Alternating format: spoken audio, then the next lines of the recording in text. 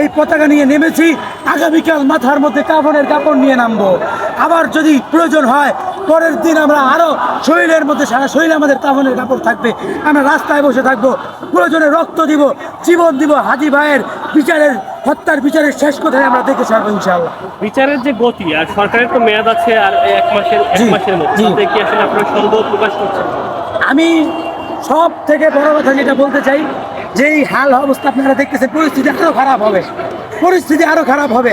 ওনারা চাইলে পারেন ওই খুনিটাকে ধরে আনতে, কিন্তু ওনারা ইচ্ছা করে আনতেছেন না।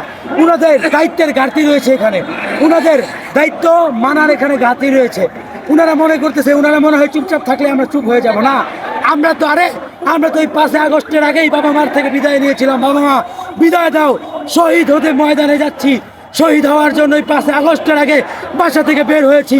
এখন আমাদের ভিতরে সেই শহীদ তামান্না রয়েছে।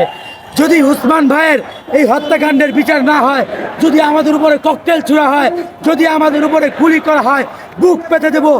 শহীদ উসমান হাদি ভাইয়ের মতো আমরা শহীদ হবো ইনশাআল্লাহ। এবং তারা যদি এটা চিন্তা করে যে আমরা চুপচাপ থাকলেই ছাত্ররা চুপচাপ হয়ে যাবে, জনতা চুপচাপ হয়ে যাবে, ইনকিলাব মঞ্চ চুপচাপ হয়ে যাবে, এই চিন্তা ভাবনা করলে বাজান কাজ হবে না।